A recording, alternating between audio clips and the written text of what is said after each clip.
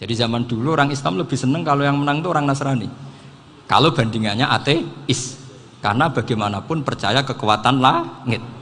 Sementara orang ateis sama sekali tidak percaya kekuatan. Apapun bedanya kita dengan Nasrani itu ada kesamaan, yaitu percaya adanya kekuatan langit. Sehingga ketika orang Romawi kalah itu orang Islam ikut susah.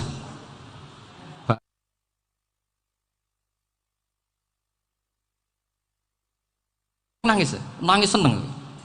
Misalnya saya baca tadi, Miftahul Jannah la ilaha illallah, luang kunci kok dikasihkan. Kita ini masuk neraka gak pantas, enggak bawa kuncinya kok masuk. Harusnya kita ini masuk surga, kita kan pegang kunci surga, gak pegang kunci neraka. Maka aneh kalau kamu masuk neraka itu aneh. Coba kita pegang kunci surga apa kunci neraka? Tapi kadang teman saya suka neraka ora ono kunci ini. Karena tidak ada pintunya. Terus saya bilang, kamu kok tahu? Memangnya mau ke sana, kata saya. Saya tidak punya rencana tahu neraka. Karena nanti di antara syafaatnya Quran itu orang kalau mau masuk neraka tidak jadi. Ya nggak apa-apa ya, diatur sendiri. Jadi di antara syafaatnya Quran itu orang nggak jadi masuk neraka. Jadi syafaat itu ada dua, dari neraka diangkat ke surga, dan itu bisa lama itu. Tapi kalau syafaatnya Quran itu yang belum masuk neraka supaya nggak jadi masuk neraka. Karena neraka juga punya aturan, dia juga kena aturan fikih. Jadi, loh betul ini, saya ada guyon. Jadi kena konstitusi apa? Fikih. Sama tak ceritani syafaatnya Quran itu. Ada orang tuh beling itu fasik. Itu dihafal surat Tabarok. Hafal betul. Tabarakalladzi biyadihil mulku wa huwa ala kulli syai'in qadir alladzi khalaqal mauta wal hayata. Pertanyaannya gini, boleh enggak orang menginjek surat Baqarah? Boleh enggak? Enggak. Padahal orang hafal Quran itu artinya ayat itu ada di hatinya. Fa inna wa ta'ala la yu'adzibu qalban wa al-Qur'ana. Allah tidak akan menyiksa hati yang menyimpan Quran, yang jadi flash disknya Quran, yang jadi rekaman Quran. Singkat cerita orang ini hafal. Pas ketemu Mungkar Nakir prosedur kan, ini orang fasik mau diantemin sama Mungkar Nakir. Prosedur ya, dia kan prosedur standar. Si surat Tabarok akhirnya menjelma jadi seseorang yang gagah berani. Kamu nggak boleh nyiksa orang ini. Saya ini kalamullah. Kalau kamu nyiksa dia berarti nyiksa saya. Kamu berani sama kalamullah. Wah ya tidak berani jadi Mungkar Nakir. Tapi orang itu nakal, harus saya gebukin. Tapi kata Quran tadi, tapi saya di situ pasti kena saya. Oh debat, nggak ada lajnahnya, ini nggak ikut. Kalau Gus Firjon ikut jadi lajnah deh. Kalau jadi lajnah pasti kroninan, kalau santrinya dimenangkan nanti. Akhirnya debat, ya sudah kita ketemu Allah. Akhirnya Mungkar Nakir sama Quran tadi surat Tabarok datang, sowan sama Allah. Terus kata Allah, memangnya kenapa Mungkar Nakir? Saya harus nyiksa dia karena dia fasik ya Allah. Memangnya kenapa surat Tabarok? Saya ada di situ. Menurut aturan, orang tuh nggak boleh injak-injak Quran. Kalau dia nutuk saya, nutuk Quran, itu harus dikasih tahu fikihnya Mungkar Nakir. Akhirnya Allah ngendikan gini ke surat Tabarok, ya sudah terserah kamu. Kalau terserah kula Gusti, Mungkar Nakir nggak boleh nyentuh orang ini. Ya sudah selamat. Sehingga terus itu sama baca di termasuk mukjizatnya surat Tabarok di tafsir Ibnu Katsir banyak. Karena tadi logikanya malaikat itu juga kena aturan fikih. Sehingga banyak ulama termasuk Said Muhammad ngendikan pertanyaan Mungkar Nakir itu tidak semua orang kena. Kalau semua orang kena nanti kalau tanya Nabi Muhammad, waman nabiyuka? Kacau kan jawabnya. Nabi kamu siapa? Lu saya ini nabi. Iya kan? Lah nanti kalau pas ketemu Nabi Ibrahim, waman abuka? Jadi repot kan? Makanya ada kiai yang guyon kalau ditanya marab buka, saya ini guru tauhid sembrono. Saya ini ngajar Ummul Barohin, kamu tanya marab buka. Masyhur itu keramatnya Imam Malik itu. Ada Ashabu Malik, rajulun min ashabi Malik, beliau ditanya Mungkar Nakir marab buka manabi buka. Imam Malik datang, ini seumur-umurnya itu ngajar tauhid. Kok kamu bedai enggak sopan kamu? Dan kita berharap barokah sampean ngaji nanti itu. Yes. Malaikat itu anak sungkane itu. Jadi itu. Dan saya meskipun guyon itu serius. Bedanya orang alim sama ndak itu di situ. Kalau orang alim itu guyon itu masih bener, masih serius. Coba saya bacakan ayatnya. Ala inna auliya Allahi la khaufun alaihim wa lahum yahzanun. Terus lahumul busyra fil hayatid dunya fil akhirah. Artinya kalau mungkar nangkir dengan penampilan garang gitu, berarti ada ketakutan apa enggak? Ada. Padahal ciri utama walinya Allah tidak ada ketakutan. Makanya itu termasuk dalilnya Sayyid Muhammad. Tidak semua orang alami seperti itu, karena wali-wali itu la khaufun alaihim wa lahum yahzanun. Wah, anak kiai temu karena kerja buat tidur wedek. Iku dresege ora kok pertanyaan tok, nek konan santri piye? Lho isen wis kiai dihanjuti mungkar nakir. Malu gak kira-kira? Mesti plengani konan santri piye? Nak jawabannya gampang karena pernah ngajar tauhid. Makanya Sayyidina Ali ini cerita ini ada di kitab Nurul Dholam. Sama lihat di kitab Nurul Dholam karangannya Syekh Nawawi Banten. Itu Sayyidina Ali itu ya, andekan orang biasa mungkin ya agak-agak hasut, tapi ini wali gak boleh kamu katakan hasut. Dia itu mangkal sama Umar. Orang kok setiap orang pernah dibentak. Apa dia berani bentak mungkar nakir? Penasaran dia. Bagaimana kerengnya Umar itu berlanjut enggak gitu kira-kira. Akhirnya minta, ya Allah saya minta kasyaf. Ya karena yang minta Sayyidina Ali karena mau wajah dituruti sama kasyaf. Dilihat Sayyidina Umar pas meninggal itu. Jadi hasud itu ya kadang penting asal baik. Loh betul, bahasa Kanjeng Nabi kadang la hasada illa fisnaten. Itu Nabi membahasakan ya hasad. Gus Verson saja yang nafsirkan ghobtoh itu kan gaya-gayanan sebagai ulama. Aslinya Nabi ngendikan itu la hasada illa fisnaten. Ulama yang ganti itu namanya ghobtoh. Wong Nabi sendiri nyebut hasad kok kamu tafsiri ghobtoh. Ya hasad ya hasad. Udah enggak usah ditawil-tawil, pokoknya gitu. Kalau sama nggak percaya nggak apa-apa. Kok gitu aja kok repot. Karena sama nggak percaya kemungkinannya dua. Satu nggak ngerti. Dua sama-sama alim. Kan dari awal kalau sama-sama alim kan laisali alimin ayuqallida aliman akhor. Kita nggak perlu saling mengikuti. Ngapain hasud? Biasa aja. Akhirnya Sayyidina Ali kasut. Pas Umar bangun, setelah mati kan bangun, setelah meninggal bangun. Mungkar nakir datang dengan perang yang sangat garang. Itu digambarkan Sayyidina Ali, matanya itu kalkidril ghali, kayak apa kendil yang apa menganga. Wah seru. Sayyidina Ali senang, paling takut ini Umar. Senangnya bukan main, wah ini mesti takut Umar. Biasa. Ternyata enggak, Umar malah bangkit. Woi mungkar nakir, kamu tahu menghadapi siapa? Itu betul ya? Kamu itu menghadapi temannya ahabbal khalqi ilallah.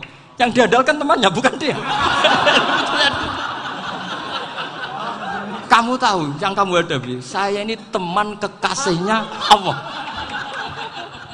Jadi boleh kamu mengandalkan Mbak Virjon. Tapi nanti resikonya mungkar nakir tanya, itu Virjon siapa? Wah itu masalah kan. Makanya syaratnya wali itu harus ma'rufun fis sama. Di langit sudah populer. Makanya dulu ada orang yang saking seninya Abdul Qadir ditanya apa saja jamnya Abdul Qadir Al-Jilani. Itu aman karena beliau populer. Makanya program kita harus populer dulu di langit. Oh, itu nanti kalau dicatut oleh santri-santri nggak apa-apa. Kalau nggak populer nanti dicatat, itu siapa? Masalah ini. Umar itu yang dibanggakan itu, kamu tahu saya siapa? Ya enggak tahu, saya ini temannya kekasihnya Allah. Temannya Muhammad, iya Muhammad Rasul. Wah mikir, waduh, repot. Loh di dunia aja gitu kan, temannya presiden, temannya panglima, apalagi ini temannya Sayyidul Awalin wal Akhirin. Di dunia aja bilang temannya presiden, menteri, orang sudah takut, apalagi ini temannya Sayyidul Awalin. Yang karena terus konfirmasi sama Allah, gimana ya Allah ini ngadepi. Sebetulnya yang diandalkan itu temannya, bukan dia. Wah, akhirnya sama Allah dibilangin, ya bu, ya sama seorang seperti itu bu yang sopan. Terus semenjak itu mungkar nakir itu nggak selalu berpenampilan seperti itu sangat. Jadi semoga itu konsisten sampai nanti. Jadi kamu kalau ingin nggak takut mungkar nakir jadi wali dulu. Karena syaratnya tadi hanya wali sing la khaufun alaihim walahum yahzanun lahumul busyra fil hayatid dunya fil akhirah. Jadi orang itu kalau ngaji itu harus khatam. Jangan semuanya kena pertanyaan. Dan kalau semuanya kena pertanyaan nanti repot. Kalau Nabi Muhammad ditanya waman Nabi Yuga, Nabimu siapa? Lu kan terus jadi aneh. Jadi makanya ngendikane Sayyid Muhammad semua ulama lah, nggak ada am kecuali ditaksis, kecuali sifatnya Allah. Misalnya bikulli syai'in alim, ya benar-benar bikulli syai'in. Tapi kalau am semuanya pasti ada taksis, meskipun dalam muhawarah muhadasah biasa. Misalnya contoh gampang, istri kamu baru seneng kamu, mas nak pengen apa-apa itu lapor aku, gak apa-apa mas, mesti aku seneng sama lapor. Iku dia aku pengen wayo. Wah langsung jadi apa wae. Mesti apa wae maksudnya kecuali itu gitu. Padahal kalau ngomong, mas sampean ingin apa saja tak dukung. Terus sampean bilang, pengen iku wayo. Kira-kira disetujui apa enggak? Sama seperti kita kalau punya teman akrab, wes nang omahku gak apa-apa, anggap ya omahmu dewe. Terus mlebu-mlebu kamar. Jadi tidak ada am kecuali ditaksis. Artinya kalau ada cerita bahwa orang mati pasti ngalami ditanya mungkar nangkir, itu pasti ada am yang ditaksis. Itu pasti tidak dialami para anbiya, para auliya. Karena ciri utama wali itu la khaufun alaihim walahum yahzanun. Kemudian saya yang mau cerita ya, supaya sampean bisa menghadapi dunia global ini, tak bawa tafsir Munir termasuk tadi. Kenapa orang Islam, Rasulullah SAW itu lebih senang kalau yang menang itu orang Nasrani Romawi, ketimbang yang menang itu orang Faris, dalam hal ini ateis. Karena orang ateis itu lebih ngeri. Sebetulnya beberapa penemuan sains, terutama di ilmu medis, itu orang Amerika, kayak cloning. Tapi orang Amerika itu masih dilarang oleh gereja untuk mengaplikasi, karena nanti bayi cloning itu dipakai suku cadang. Di Amerika masih ditentang oleh fatwa-fatwa agama, baik Islam maupun Kristen. Tapi di Cina itu dipraktekkan, karena nggak ada halangan agama. Di Cina itu biasa ada kondom diolah lagi jadi alat-alat aksesoris. Di Amerika tidak ada karena masih ada agama, masih ada larangan.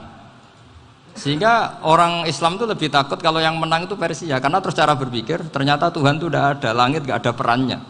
Jadi ketika yang menang Nasrani masih berpikir itu pertolongan Tuhan, meskipun mungkin cara mengatakan Tuhan beda dengan kita. Tapi ada satu kesamaan bahwa kekuatan samawi itu ada. Jadi disebut hulibatir rum fi adnal ardi wa hum min ba'di ghalabihim sahlibun. Di sini diterangkan oleh Syekh Nawawi supaya kamu tidak salah paham. Sebetulnya kamu katakan misalnya wah itu paham liberal, sebenarnya saya tidak tersiksa. Cuma takut yang mengatakan seperti itu cek goblokir atau ngaji gitu. Itu aja masalah saya. Ini saya baca ini karangannya Syekh Nawawi, karena tadi kata Mbak Firjon ngaji itu harus sama orang yang bersanad. Saya ini kalah sama beliau itu berkali-kali. Secara nasab saya harus manggil Mbah. Secara silsilah ilmu saya juga kalah lagi. Saya sering disewani sama cucu-cucu Syekhona Khalil. Kiai Siddiq itu termasuk murid dekat beliau, Syekhona Khalil. Kalau itu berarti kan Gus Firjon, Ahmad, terus Mbah Siddiq. Mbah Siddiq ngaji Syekhona Khalil. Syekhona Khalil itu pernah ngaji langsung sama Sayyid Zaini Tahlan. Berarti beliau dari Sayyid Zaini Tahlan itu baru generasi kelima. Sementara saya itu sudah ke-7 atau ke-6. Saya, Mbah Mun, Mbah Karim misalnya, Mbah Hashim, Mbah Mahfud Termas, Sayyid Abi Bakar Sato yang ngarangnya Anatul Talibin, baru Sayyid Zaini Tahlan. Berarti saya ke-7, kalah lagi. Tapi untuk jadi wali biasanya cepat saya. Karena syaratnya jadi mbah itu ngalah demi putu. Jadi kalau beliau ngotot, saya dulu Gusti, saya mbahnya. Wah itu mbah yang nggak baik. Pasti jatahnya dikasihkan apa? Cucunya dulu. Makanya Abdul Muthalib itu orang yang dapat wangsit, tapi yang jadi nabi itu cucunya. Jadi dalil saya banyak. Sebenarnya Abdul Muthalib itu sudah sering dapat wangsit. Karena saya bahasakan wahyu, Nabi yang protes, enggak nabi kok dapat wahyu. Tapi sebetulnya Abdul Muthalib itu masyhur. Kalimat-kalimatnya menunjukkan bahwa beliau itu sudah dapat wahyu kalau nanti cucunya itu jadi apa? Nabi. Makanya senangnya bukan main Abdul Muthalib sama Rasulullah. Putu seneng, mbah seneng putu. Jadi mungkin, jadi sampean enggak usah protes loh. Yang jadi wali kok cucunya. Loh, betul. Dulu Mbah Hamid Pasuruan itu kalau Mbah Ahmad Siddiq ke sana, Mbah Hamid Pasuruan kalau manggil Mbah Ahmad Siddiq itu paman. Karena tak pikir tuh. Saya tuh kalau pergi itu seneng ngebis, bukan karena saya tidak punya mobil, tapi saya sering mau butuh itu supaya nggak diganggu. Karena saya tuh harus punya waktu sendiri. Kalau bis kan ketemu orang nggak kenal, tapi sekarang ya agak susah, banyak yang kenal. Dan susahnya lagi nggak minta ijazah, minta foto. Repot tuh. Mau dibenci itu umatnya Rasulullah Shallallahu Alaihi Wasallam. Mau disetujui itu sanatnya mana? Kalau ketemu orang alim minta apa? Foto. Itu nggak ada sanatnya. Nggak tahu saya itu mazhab dari mana itu. Ya mazhab milenial yang jelas itu kan. Ini tak baca ya biar dapat. Karena ini kenangan saya sama Mbak Ahmad Siddiq. Saya masih ingat betul beliau ngisi hallnya Mbak Abdullah bin Umar, berarti abahnya Mbak Hamid. Karena mbah saya itu Fatimah binti Khalid bin Umar. Kalau Mbak Hamid itu Hamid bin Abdullah bin Umar. Itu saya masih ingat betul zaman itu Mbah Hamid siap hall di Lasem itu rawuh dan saya derek mbah saya karena masih misanan datang ke Lasem. Itu beliau pas itu ngisi sama Mbah Mun. Mbah Mun masih muda, Ki Ahmad Siddiq sepuh senior. Itu beliau cerita bahwa dulu ketika Indonesia dijajah Jepang itu para kiai mimpi dibacakan ayat Khulifatir Rum fi adnal ardi wa hum min ba'di walabihim. Terus ada kiai yang tanya, takwilannya gimana? Ya nanti Jepang pulang bukan karena kita yang mengalahkan, tapi Jepang ada yang mengalahkan sendiri, meskipun tidak kita. Kayak dulu Faris tidak dikalahkan Islam, tapi dikalahkan Romawi, tapi yang senang umat Islam. Wa yauma idzi yafrahul mu'min. Itu luar biasa ulama-ulama kita. Delalah kejadiannya Indonesia seperti itu. Yaitu kita tidak mengalahkan Jepang, tapi Jepang pulang sendiri karena dikalahkan apa? Sekutu. Ya ini saya baca. Ini tidak usah dicek bacanya benar apa enggak, sudah aman apa? Aman. Karena kalau saya salah itu ya sengaja. Artinya ya sengaja saja. Ya biasa maksudnya. Saya kemarin ngisi di Pondok Peloso, di Pondok Al Munawir Jogja. Salah itu ada dua. Ada salah memang benar-benar salah. Ya, itu enggak apa-apa, bisa dimakfu. Karena mesti sangke wong goblok salah yang terus itu. Ada salah bawaan ilmu, itu repot tuh dadan ini. Karena misalnya kita yang biasa belajar qiraah safah wayah sibuhu, mesti diulang lagi wayah sabuhu. Karena qiraahnya Imam Asim itu hasibah yah sabu bi fathis sin. Sementara kita kalau ngaji kitab kulino yahsib. Sehingga kita yang biasa belajar safah itu kalau baca kitab itu kayak orang bingung. Kadang-kadang yang ngaji juga bingung. Gus Pak mau di bulan pilih. Ya tepat-tepatan. Ada yang mengatakan Gus Pak bingung. Ada yang mengatakan Gus Ba alim alamah, ya tepat-tepatan nasib tadi. Karena memang ya sab'ah memang seperti itu. Misalnya kufuan itu Imam Asim baca kufuan. Tapi beliau punya murid namanya Syu'bah, itu kalau baca kuf'an. Makanya kita itu, ini kan khataman Quran ya, jadi saya menyinggung sedikit tentang qiraah sab'ah. Tadi beliau juga sudah tak kasih kitab saya Hifdzuna Liyadal Mushaf. Sama tak ajari latihan sab'ah, memang angel ya. Makanya yang nggak bisa itu wong pinter. Sudah tahu angel ya nggak usah diteruskan kan. Orang menghindari barang angel itu pinter apa goblok? Pinter. Berarti wong goblok pinter. Saya tuh makanya sama orang goblok tuh respect. Jadi orang alim tuh angel apa gampang? Angel. Menghindari barang angel pinter apa goblok? Loh, orang menghindari barang angel pinter apa goblok? Pinter. Berarti wong goblok pinter. Jadi saya sama orang-orang goblok itu respect. Sudah tahu jadi orang alim angel ya barang angel ya harus dihindari. Makanya saya ini insya Allah umatnya Nabi yang termasuk yang terbaik. Amin. Karena mencintai umatnya Nabi termasuk yang goblok. Waduh. Itu tidak gampang itu. Karena tadi sudah tahu ya. Seperti itu loh orang naik panjat pinang itu yang naik karena ingin hadiah. Yang nonton sudah tahu wah licin kok dinaikin mau keplodok ya. Tapi orang sepakat yang nonton juga pinter karena sudah tahu ribet kok. Tuku yang pasar kena lah apa mana. Sama juga gitu. Ngalim tafsir angel, ngalim fikih angel. Tapi karek ngaji ngerekam kan gampang. Itu pinter apa goblok? Pinter. Iya. Makanya kula niku mbok burohno ngono tok. Saya tadi dinasihati Mbak Firjon, muga-muga hati saya selamat. Saya itu meskipun kata orang banyak, muhibbin saya banyak, tapi saya insya Allah tidak riya. Saya itu pakai kitab namanya Tasbidul Fuad, itu karangannya Said Abdul Al Haddad. Ketika beliau punya muhibin banyak ditanya, bagaimana ya Habib Anda menjaga hati Anda? Jamnya Syed Abdul Haddad itu unik. Innama azzamu Allah. Mereka itu sebenarnya menghormati Allah. Cuma butuh sarana, dan itu saya. Jadi saya tahu sampean semua itu mencintai Quran, mencintai sunnah Rasul, mencintai hadis-hadis Rasul. Cuma sampean kan karena nggak paham, terus manfaatkan saya. Jadi sebenarnya saya ini korban. Korban. Jadi saya mau riak gimana? Korban kok mau. Bangganya di mana tuh? Coba sampean misalnya ngaji tafsir, belajar sendiri kan susah. Terkibnya susah, maknanya susah. Bahkan beli kitabnya kadang tidak kuat. Loh, untuk jadi alim tafsir itu kan harus beli kitab. Loh, saya sering belajar kitab itu jutaan. Tafsir Tobari, saya pernah beli kitab Fakhrur Razi itu berapa coba? 27 jilid. Karangannya Fakhrur, belum karangannya ulama modern, Imam Sya'rawi. Itu berapa jilid? Itu jutaan. Saya kemarin juga dihadiahi kitab Pak Quraish Shihab namanya Faidul Bari fi Syarhil Bukhari. Pak Quraish Shihab yang terkenal. Dia sering diskusi sama saya. Saya ngasih hadiah beliau ngasih hadiah saya. Oh itu harganya nggak kuat. Tidak kuat kadang di Indonesia nggak ada coba. Dan sama orang hebat menghindari kesulitan itu. Nah kesulitan itu sebab ngaji ikut, kalau nggak paham dirukok rekamannya sudah gitu. Pinter mana sampean sama saya? Pinter sampean kan? Bikin sosis susah beli aja kok repot kan? Nah, makanya nggak boleh orang bilang, wah aku goblok reso tafsir aku wong pinter. Makanya nanti kalau saya ketemu Nabi tidak termasuk orang yang mentahkir orang Islam. Kafabil mari isman ayah kira akhahul muslim. Jadi cukup orang itu dosa kalau menyepelekan orang Islam, termasuk darani sampean goblok itu dosa. Caranya nggak darani goblok ya tadi di logika tadi. Alim itu angel, gendari angel itu pinter. Berarti wong bodoh pinter ya sudah gitu. Tapi tetap bodoh. Tapi ini satu cara untuk saya respect gitu. Coba orang yang ngaji tafsir saya banyak, mungkin ribuan. Itu sebetulnya mencintai Quran. Karena Quran adalah kitab suci yang panduannya umat Islam. Sangat mencintai Quran. Terus kemudian mereka nggak paham.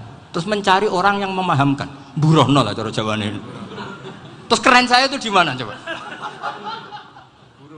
Lah terus mereka kurang ajarnya gini. Kalau paham itu ya alhamdulillah paham. Wah nak ngaji Gus Bae ngono tok.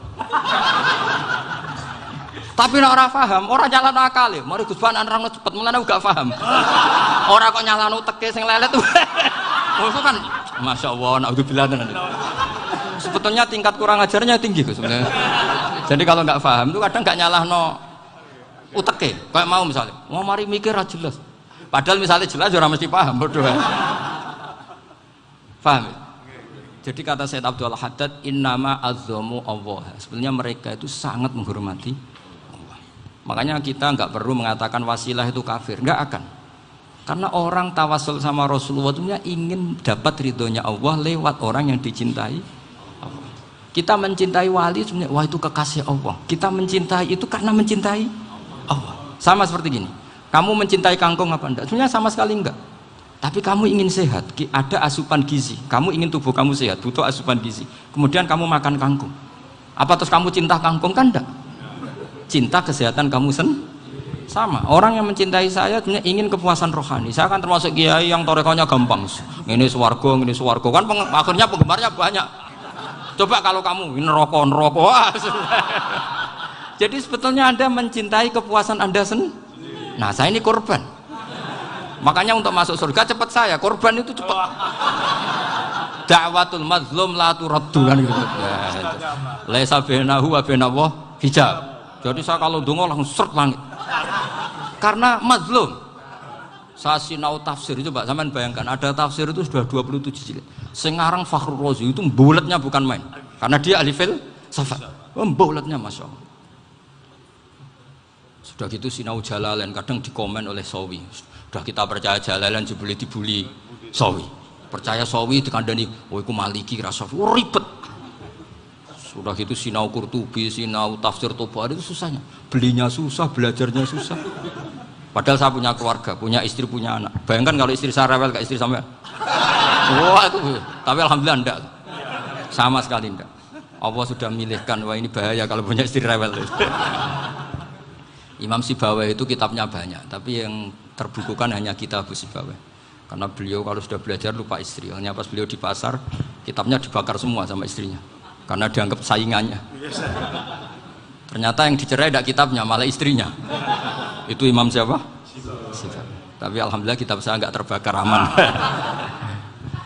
Saya teruskan ya. Jadi untuk menjaga riya dilatih innama azzamu Allah. Sebenarnya mereka itu menghormati, sehingga wasail-wasail itu sebenarnya nggak pernah jadi subjek pelaku utama, tetap Allah.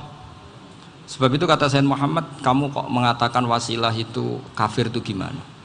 Ketika innallaha qad ba'atsa lakum taluta malika. Talut itu ya manusia. PD-nya itu apa? Inna ayata mulkihi ayyatiyakumut tabut fihi sakinatum mir rabbikum wa baqiyatum mimma taraka alu Musa wa alu Haruna tahmiluhul malaikah. Jadi beliau PD itu kalau bawa sunduk semacam peti sakti, sing di situ ada baqiyatum mimma taraka alu Musa wa alu Haruna tahmiluhul malaikah. Ya kayak semacam jimat. Tapi saya bukan mensyariatkan jimat enggak, karena nanti banyak penjual yang pembohong juga gitu loh. Cuma cerita, kamu tidak usah mengatakan kafir. Dulu Talut PD-nya kalau bawa sunduk semacam peti kesaktian yang di situ ada baqiyatum mimma taraka alu Musa wa alu Haruna tahmiluhul malaika. Sehingga Khalid bin Walid meskipun beliau sahabat dan menyaksikan wajah Rasulullah SAW, itu bawa sya'aratun min sya'aratihi Rasulullah SAW, bawa rambutnya Nabi. Perang kemana-mana itu diletakkan di pecinya. Nanti sama tanya lagi, masa pakai peci Khalid bin Walid ini? Wah panjang, sampai itu repot. Sampai tak warai ngaji usul fikih. Usul fikih itu kalau ngaji itu ada istilah tangkihul manat. Ini mesti ini wilayah yang kita bisa berdebat sama Mbah Firjon. Dulu itu musuh saya karena saya makili Anwar, beliau makili Peloso. Tapi tahu-tahu kalah tua terus saya mengundurkan diri. Di fikih itu ada istilah, ada tangkihul manat, ada tahqiqul manat, ada tangkihul manat. Tangkih itu kira-kira gini, lafadz hadis itu dibuang sekian untuk tahu bahwa itu madarul hukmi. Misalnya gini, tak beri contoh paling gampang. Sama harus paham, kalau nggak paham nggak pinter-pinter. Ja'a a'rabiyun ila Rasulillah sallallahu alaihi wasallam. Ya karena ini menghormati Mbah Ahmad Siddiq, saya orang alim, jadi ngaji ini tetap ada suasana alim. Ya harus ada suasana alim. Nggak perlu jadi orang alim tadi susah. Sudah ngindari susah itu pintar. Sudah itu aja. Jadi orang alim susah, ngindari barang susah pintar. Berarti orang tidak alim pintar. Nah, meskipun tetap sudah itu pegangi sampai mati nanti. Loh, jadi orang alim itu repot. Itu kata Imam Ghazali, kalau orang alim kalau mau masuk surga itu sama Allah nggak boleh. Kif, kamu nggak boleh langsung masuk surga. Coba cari umat kamu, syafaati dulu. Nah, saya takut nyari sampean nggak bisa kembali. Saya tidak punya rencana itu. Pokoknya masuk. Golek sampean kuaduan, aduan balik raroh dewe, repot nanti saya. Berat jadi orang alim itu berat. Ya saya teruskan ya. Ada tangkihul manat. Ja'a a'rabiyun ila Rasulillah sallallahu alaihi wasallam. Faqala ahlaktu wa ma ahlakaka qal waqatu imraati fi nahari Ramadan. Ya saya ini rusak ya Rasulullah. Kenapa? Karena saya menjima istri saya fi nahari Ramadan. Terus kata Nabi, kamu harus bayar kafarah. Napa Nabi kafarah? Puasa 2 bulan. Wong baru 1 hari aja terjadi gitu kok disuruh puasa 2 bulan. Ya tidak kuat ya Rasulullah. Baru berapa hari saya puasa aja kecelakaan seperti itu. Apalagi kalau sampai 2 bulan. Tidak ya Rasulullah. Ya sudah kalau gitu kamu pertama ngasih makan apa? Itku rokobah kan, pertama merdekakan budak. Tapi kan sekarang nggak ada budak makanya. Terus sekarang langsung puasa. Wah ini nggak bisa semua. Ya sudah ngasih makan orang 60. Kasihkan siapa ya Rasul? Ya orang fakir. Saya ini paling fakir. Hukum Ramadan tanpa udzur syar. Lu jima itu tidak zina. Kan hukumnya jais. Nah sekarang makan hukumnya jais, harusnya juga kena ketentuan yang sama. Cara pikirannya Imam Malik. Nah alhamdulillah Imam Syafi'i gak setuju. Wah cara setuju repot. Bahkan orang-orang Syafi'i sudah punya khilaf, kalau gitu minum dulu. Iya biar gak kena. Iya biar iftarnya pakai minum. Setelah minum baru jima kan. Ini sudah menyiapkan khilafnya. Ini khas Syafi'i ini, bongsong rekayasa hukum. Nanti bisa belajar jauh cara ngakali hukum. Makanya guyonan yang masyhur Gus Dur itu gitu. Ada seorang kiai atau Gus lah. ya punya salah, namanya manusia kan punya salah, entah cangkruk entah apa, pokoknya punya salah. Ada wartawan yang ngiranya semua kiai itu orang suci, sehingga tanya sama Gus Dur, Gus itu ada kiai kok ya pokoknya salah lah ya. Tapi jangan bayangkan dosa besar, enggak, kecil-kecil aja. Itu gimana itu, padahal kiai kan orang suci. Jawabnya Gus Dur lucu, ya justru yang boleh salah itu para kiai, kalau kamu nggak boleh. Loh, kok bisa Gus? Karena mereka tahu caranya tobat.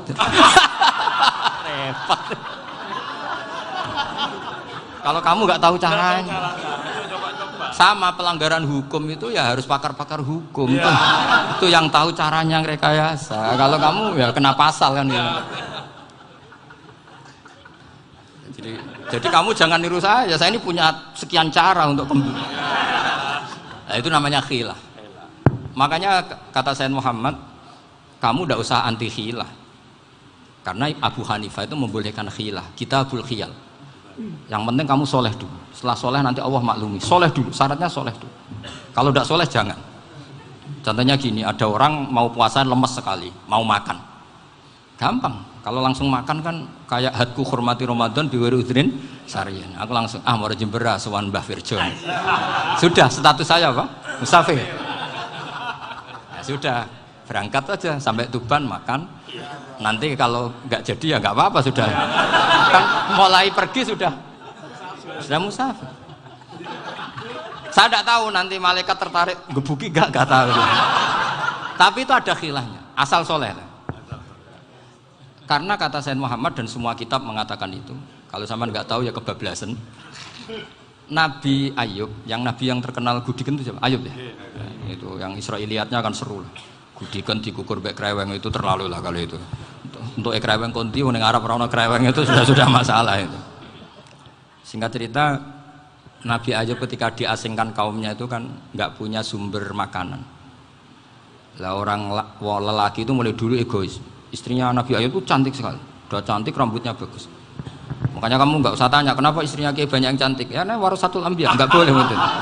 Kalau nggak cantik ya warasatul anbiya dari segi balak. Istrinya Nabi itu semuanya cantik. Nggak usah tanya sebabnya apa, pokoknya gitu, semuanya cantik. Singkat cerita, beberapa kali istrinya Nabi Ayub itu kerja demi bisa nafkahi Nabi siapa? Suatu saat itu tidak ada pekerjaan yang cukup untuk beli roti. Satu-satunya peluang dapat rezeki itu putrinya raja itu rambutnya berondoli. Terus ada sayembara siapa yang rambutnya bagus mau dibeli. Sampai rambutnya istrinya Nabi Ayub itu dijual. Nabi Ayub tersinggung karena itu mengurangi kecantikan. Jadi lelaki mulai dulu gitu. Udah nggak urun kalau istrinya nggak cantik itu komplain. Itu khasnya lelaki. Jadi kalau kamu gitu ada sanatnya juga, tenang saja ya. Komplain ya pegawaian itu. Saking mangkelnya Nabi Ayub terus ngendikan la adriban naki mi'ata sautin. Kamu akan saya pukuli dengan mi'ata sautin atau dengan 100 cambukan. Atau mi'ata dikhtin atau mi'ata apalah sesuai konteks zaman itu. Engko nak muni pecut tuku konti kok ribet lagi. Singkat cerita akhirnya ketahuan bahwa istrinya menjual itu demi Nabi Ayub.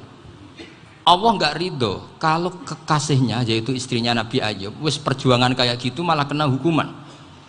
Tapi Allah juga nggak ingin kekasihnya yang bernama Ayub melanggar sumpah. Padahal beliau sudah sumpah, wallahi demi Allah nanti tak pukul dengan 100 kali. 100 kali dengan lidi lah misalnya, contoh yang gampang tuh lidi. Akhirnya sama Allah dikasih satu solusi. Wa khud biyadika dikhtan fadrib bihi wala tahnas. Ya sudah, lidi itu ikat jumlahnya 100. Terus pukul sekali saja. Anggap saja sudah 100. Iku pangeran sing wari ngakali ngono iku pangeran. Tapi syaratnya soleh. Syaratnya soleh. Jadi kalau kamu anti khilaf berarti anti ajarannya Allah di ayat itu. Wa khud biyadika dikhtan fadrib bihi wala tahnas. Itu dulu ada, ini cerita di Ithaf. Ini cerita terakhir. Ini sudah, sama jangan nama sudah. Terus pengumuman tadi yang nggak pernah sepuh ngutang saya itu haram tadi. Karena tadi saya punya kewajiban di rumah yang bisa menggugurkan ya kewajiban yang lebih besar. Lebih besar itu ya tadi bisa pernah guru, pernah sepuh. Yang jelas nggak umur. Umur sampean menang kabeh tuh. Tua-tua serepot itu. Ada raja itu ganteng kaya, senengannya nikah perawan cantik. Oh, itu semua kampung mesti kenal. Mungkin digilir atau gimana pokoknya. Suatu saat ada pemuda suka sama perempuan yang di kampungnya, cantik sekali. Kemudian pemuda ini ternyata pekerja di kerajaan itu. Tiap hari ditanya, "Oh, itu yang di kamu yang cantik siapa? Mau saya nikahin gini." Wah, bahaya ini, saingannya raja. Jadi yang dibidik pemuda tadi itu saingannya si raja ini. Orang yang namanya raja kan gengsinya tinggi. Kaifatang kihuha wa qad ra'aitu qad qabbalaha rajulun. Kok mbok nikah piye? Saya tuh pernah melihat dicium lelaki. Wah, gak mau. Gak gelem kadung ditambung lan wa qad qabbalaha rajulun. Saya pernah melihat sendiri qabbalaha rajulun, dicium oleh lelaki. Wah, sudah gak minat raja, langsung gak keren. Suatu saat pemuda tadi nikahi perempuan itu. Rajanya marah-marah, "Kamu lelaki gak punya harga diri gini. Gak punya selera, gak punya harga diri, sudah pernah dicium orang kok tetap dinikah." Terus bilang ke raja, "Ta'rif manir rajul, lelaki itu siapa?" Abuha. "Kamu tahu lelaki itu siapa?" "Sopo?" "Abuha." Bapaknya. "Saya kan hanya bilang rajulun, pernah dicium lelaki." Lah pikirannya raja itu lelaki wis kowe-kowe ngene iki. Tapi butuhe canom mau raja ben gak sida, itu aja tuh. Baru kayak digulirkan gitu, waqat qabbalah rajulun. Wah, enggak mau. Setelah itu suatu saat pegawainya tadi nikahi perempuan. Kamu gak punya harga diri gini. Kamu tahu manir rajul apa abuha? Wah, nak ngono aku gak apa-apa. Lah monggo sakniki wis bojo kula. Ora trimo wis diambung wis macam-macam. Lah itu namanya khilah. Apa? Khilah. Kalau di Balawa disebut tauriyah atau apalah. Tapi saya tidak ngajari sampean seperti itu. Sudah pinter sebelum saya ajarin. Bangsa ngakali kan sudah pinter. Ya ini terakhir tak baca Arabnya saja nanti. Bismillahirrahmanirrahim. Biar dapat barokahnya Syekh Nawawi juga barokahnya guru-guru. Bismillahirrahmanirrahim. Wasababu nuzuli hadil ayati annahu kana baina farisa war rumi qitalun wa kanal musyrikuna yawadduna antaghliba farisu ar-ruma li anna farisa kanu majusiyan ummiyin wal muslimuna yawadduna ghalabatar rum ala faris liqaunihim ahla kitabin. Jadi zaman dulu orang Islam lebih senang kalau yang menang itu orang Nasrani. Kalau bandingannya ateis, karena bagaimanapun percaya kekuatan langit. Sementara orang ateis sama sekali tidak percaya kekuatan. Apapun bedanya kita dengan Nasrani itu ada kesamaan, yaitu percaya adanya kekuatan langit. Sehingga ketika orang Romawi kalah itu orang Islam ikut susah. Paham ya? Makanya ini tak baca biar sampean enggak macam-macam pikirannya. Fab'atha Kisra saat terusnya, ya pokoknya seperti itu. Akhirnya Rasulullah SAW berdoa lebih senang yang menang itu Rom karena ahli kitab. Artinya apa? Kemenangan ahli kitab adalah kemenangan makhluk atau hamba Allah yang mentautkan kekuatan kita di bumi dengan kekuatan langit. Makanya saya berharap selain kita ikhtiar medis, kita harus memperbanyak istighfar. Bagaimanapun semua itu dari Allah Subhanahu wa Ta'ala. Kita menghormati negara dengan ikhtiarnya, tapi saya mohon sekali kita juga istighfar, karena semua itu juga ditentukan oleh Allah, oleh langit. Ya, saya kira demikian. Assalamualaikum warahmatullahi wabarakatuh.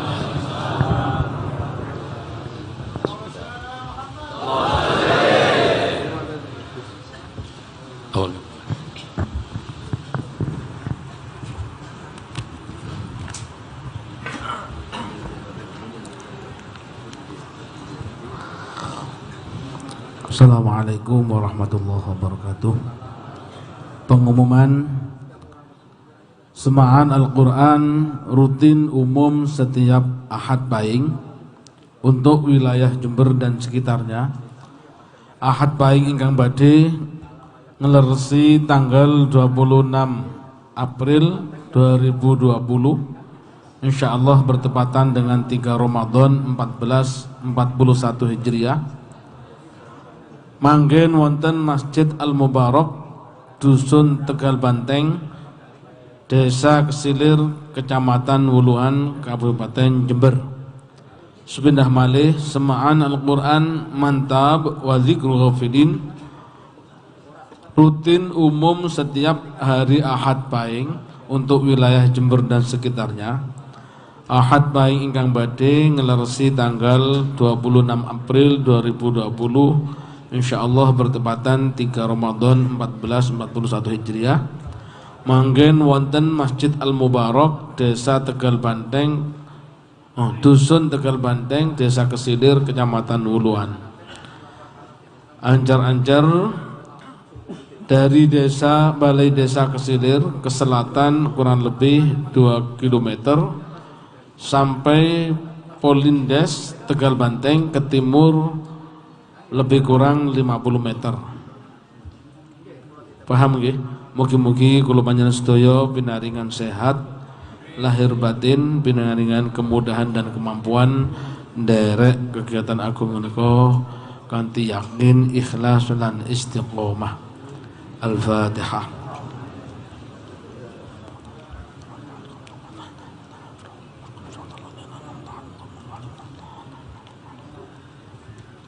Salajengipun monggo sami-sami nata manah lan pikiran sagete nyantolo manah lan pikiran derek ngamini doa khatul Quran ingkang badhe kapimpin panjenenganipun Agus Nur Khalis Abdul Aziz.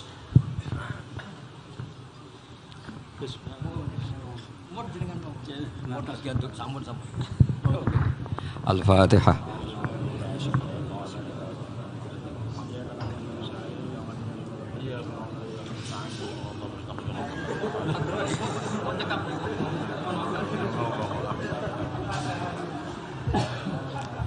بسم الله الرحمن الرحيم الحمد لله رب العالمين حمدا يوافي نعمه ويكافي مزيده يا ربنا لك الحمد كما ينبغي لجلال وجهك وعظيم سلطانك اللهم صل على سيدنا محمد صلاة تنجينا بها من جميع المحن والإحن والأهوال والبليات وتسلمنا بها من جميع الفتن والأسقام والآفات والعاهات وتطهرنا بها من جميع العيوب والسيئات وتغفر لنا بها جميع الذنوب وتمحو بها عنا جميع الخطيئات وتقضي لنا بها جميع ما نطلبه من الحاجات وترفعنا بها عندك على الدرجات وتبلغنا بها أقصى الغايات من جميع الخيرات في الحياة بعد الممات وبارك وسلم عليه وعلى آله وأزواجه وأصحاب أزواجه وذريته وأهل بيته ومن صلى عليه عدد ما في علمك وصلاة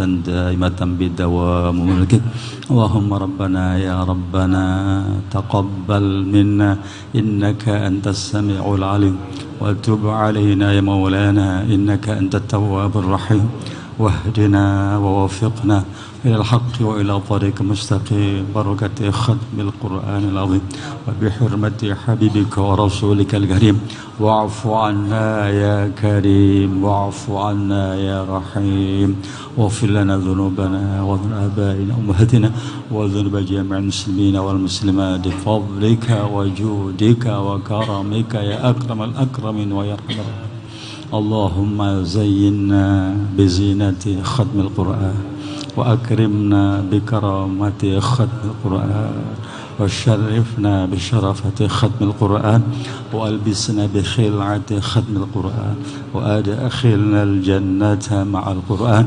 وعافنا يا الله وعافنا من كل بلاء الدنيا وعذاب الآخرة بحرمة ختم القرآن وارحم جميع أمة محمد بحرمة ختم القرآن اللهم اجعل القرآن لنا في الدنيا قرينا وفي القبر مونسا وفي القيامة شفيعا وعلى الصراط نوره إلى الجنة رفيقا ومن النار سترا وحجابا وإلى الخيرات كلها دليلا وإماما فضلك وجودك وكرمك يا أكرم الأكرمين يا أرحم الراحمين اللهم ارزقنا بكل حرف من القرآن حلاوة بكل كرامة بكل آية سعادة بكل سورة سلام وبكل جزء جزاء وصلى الله على سيدنا محمد وآله أجمعين اللهم ارحمنا بالقرآن اللهم ارحمنا بالقرآن واجعله لنا إماما ونورا وهدى ورحمة اللهم ذكرنا من نسينا وعلمنا منه ما جهلنا وارزقنا تلاوته آناء الليل أطراف النار وحجة اللهم انصر سلطاننا سلطان المسلمين اللهم انصر سلطاننا سلطان المسلمين وانصر علماءه ووزراءه ووكلاءه وعساكره ورعيته إلى يوم الدين واكتب السلامة والعافية علينا والحجاج المعتمرين والغزاة المسافرين والمقيمين الإندونيسيين يا الله والإندونيسيين في برك بارح من أمة سيدنا محمد صلى الله عليه وسلم اللهم بلغ وأوصل ثواب ما قرأناه ونور ما تلوناه لحبيبنا وقرة أعيننا سيدنا محمد صلى الله عليه وسلم عضة أولاده وأزواجه أمهات المؤمنين وذرياته وآله وأصحابه رضوان الله تعالى عليهم أجمعين أولياء العارفين علماء العاملين والحبائب السادات والشهداء الصالحين أينما كانوا مشارق الأرض إلى مغربها حضرتي كي خصوصا لحضرتي كي أحمد صديق والدينا مربي له شيخنا بيناتنا الأخرى كي حمام جازولي كي حمد عبد الله يا الله زادهم الله كرامة وشرافة فحفظنا الله من كراماته والديهم وشيخهم وجدود وأهل بيتهم وأعوانهم والمقبول حواليهم واجعلنا وأزواجنا وأولادنا وذرياتنا إلى آخر الذرية يا الله اجعلنا وإياهم من جماعتهم جمعا